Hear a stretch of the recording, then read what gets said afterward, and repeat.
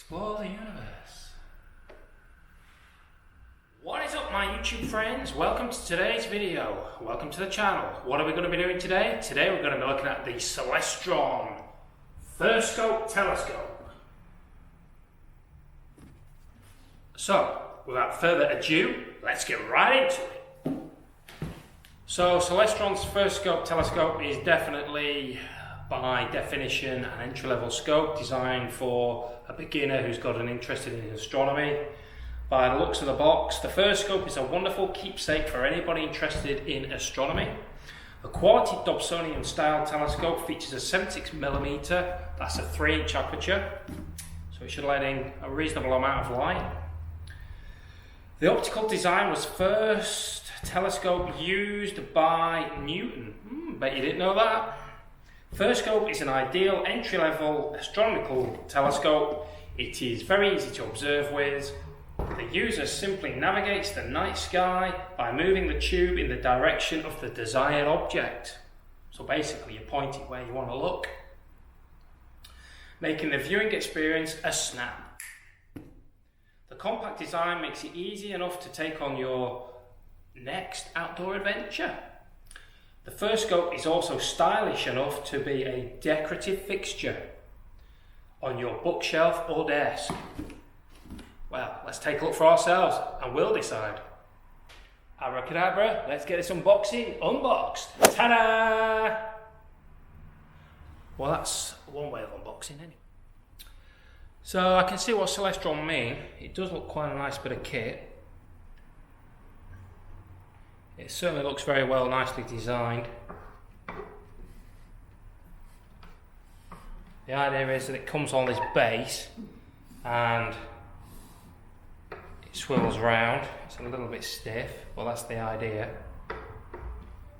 And you can obviously alter the direction of the scope just using this little tightening wheel here. And at the front here, if we remove the dust cover, we've got the lens, or rather the mirror down at the bottom. This is a reflector scope. It doesn't use a lens, it uses a mirror. And we also get two eyepieces. This one is a 20mm eyepiece and this one is a 4mm eyepiece. The 4mm eyepiece is going to give you more magnification than this one, the 20mm model, but you are going to get a slightly wider field of view with a 20mm model. So the eyepiece literally just slots into there.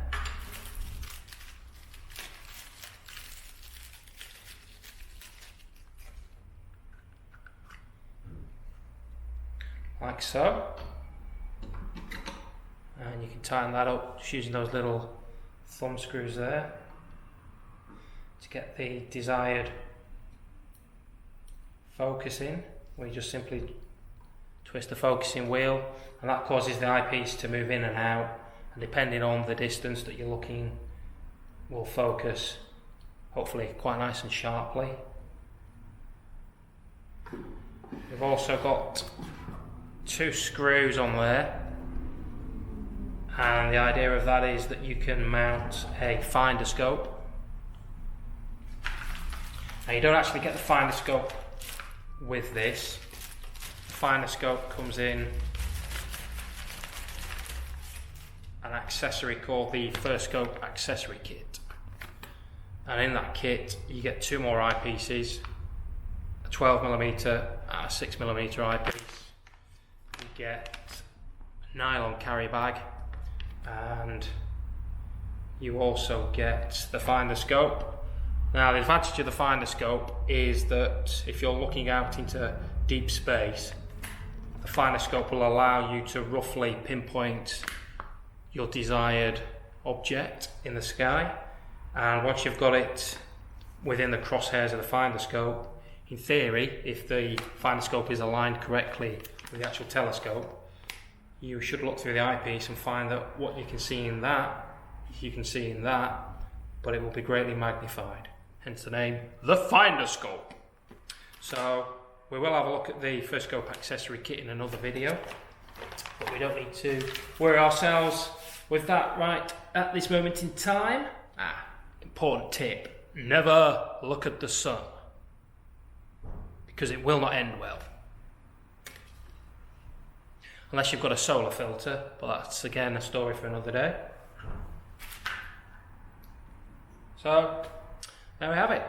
The Celestron 76mm FirstScope. So, to sum up, the Celestron FirstScope 76, well, first of all, yes, it does look pretty good, just as a centerpiece. I mean, I've got a few bits and bobs on this shelf, but if you can imagine this in your lounge, or in your office or something like that, it's just a nice size.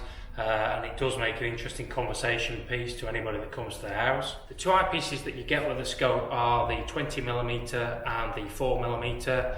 Now, if you use the 4mm eyepiece, you get maximum magnification. Basically what you do is you divide the size of the eyepiece into the focal length of the scope, and this is the focal length here. It's about 30 centimeters, so the 4mm eyepiece is going to give you a whopping 75 times magnification, whereas the 20mm eyepiece will give you a lot less. I think it's about 15 times, yeah, 15 times. So you've got two real extremes there. As always, the more you magnify, the more your image quality deteriorates. You do get in the accessory kit, which we haven't looked at today, but we are going to look at in another video, two other eyepieces that give you a little bit more in between in terms of magnification. So it's all or nothing. It's basically you've got the choice. The scope itself retails on Amazon for about £50 or $50, and that makes it very affordable for a present, for Christmas or birthdays. Suits a child down to the ground just because of the size and weight of the item. And as I say, the image quality is really quite good for something so small. So it really does sort of bring astronomy into the home at a very cheap price. The idea of the scope is that you take it outside and rest it on a table, put the platform on a table, you've got a nice solid base then, and then you can swing it around to look at whatever you want in the sky. The moon is going to be the most favourite thing to look at. It's a bit of a stretch of the imagination to say that you can see the moons of Jupiter or the rings of Saturn or something like that. Yes, you can see them, but the image quality isn't going to be that great. Nothing against the scope, that's just the sheer physics coming into play.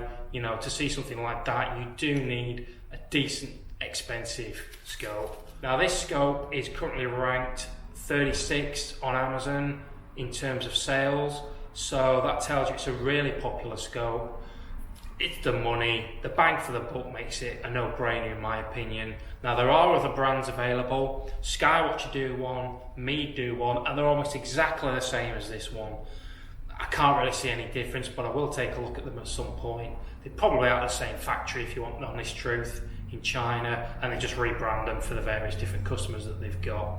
Okay guys, thank you for watching. I hope you liked our little look at the scope, the Celestron FirstScope. If you did, please give us a thumbs up, it would really help us out. If you want to watch more content like this, please subscribe to the channel, that would really help us out. But as always, keep looking at the skies and we'll see you on the next video.